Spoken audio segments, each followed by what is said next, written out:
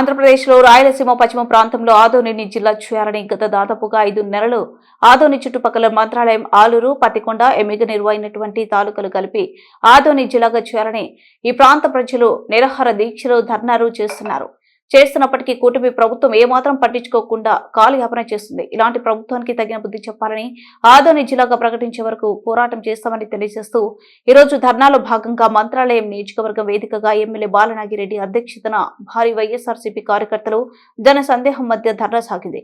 ఈ కార్యక్రమంలో 4 మండలాల కార్యకర్తలు, అభిమానులు, నాయకులు పాల్గొనడం జరిగింది.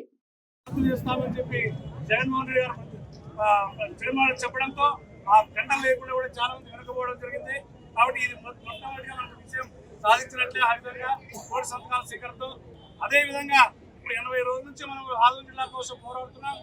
ఇదే విధంగా ఇదే సంఘటనపై ఇదే విధంగా ఉంటే ఆదోని జిల్లా సాధించిన పెద్ద సమస్య కాదు. ఒకవేళ ఈ ప్రభుత్వం ఆదోని జిల్లా ఏర్పాటు చేయకపోతే మన మాజీ ముఖ్యమంత్రి జగన్మోహన్ రెడ్డి గారికి చేసి వాళ్ళందరినీ కూడా మన ఎమ్మెల్యే గారు తీసుకెళ్లేదానికి సిద్ధంగా ఉన్నారు. 5 నియోజకవర్గాల వైఎస్ఆర్ నాయకులు అయితేనేమి, జేఏసీ నాయకులు అయితే అన్ని పార్టీల అందరినీ కూడా జగన్మోహన్ రెడ్డి గారి దగ్గర తీసుకుపోయి ఆయనతో మాట్లాడడానికి నెక్స్ట్ ఒకవేళ మన ప్రభుత్వం వచ్చిన తర్వాత నాకు జిల్లా ఇవ్వాలని చెప్పని కోరడానికి కూడా వెళ్ళడానికి సిద్ధంగా ఉన్నారు. కాబట్టి ఇదే విధంగా మనము ఎప్పుడు ఏ పిలిపించినా అందుబాటులో ఉండి అన్ని చేసి ప్రకటించిన అన్ని కార్యక్రమాలకు మనం అందుబాటు అందిస్తామని మా ఎమ్మెల్యే గారి తరఫున మరొకసారి తెలియజేసుకుంటూ సెలవు తీసుకుంటాం. జై హింద్. 4 రోడ్లకి వెహికల్స్ నిలబెట్టేశాము.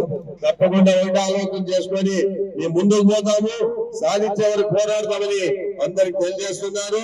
అలాగే జేఏసీ వాళ్ళకి అయితే సిపిఎం అలాగే ఇంకా మిగతా వామపక్షాలు వైఎస్ఆర్ కాంగ్రెస్ పార్టీ ఎప్పుడు మద్దతుగా ఉంటుందని తెలిపి ఈ రోజు సాధిస్తాం సాధిస్తాం సాధిస్తాం సాధిస్తాం సాధిస్తాం.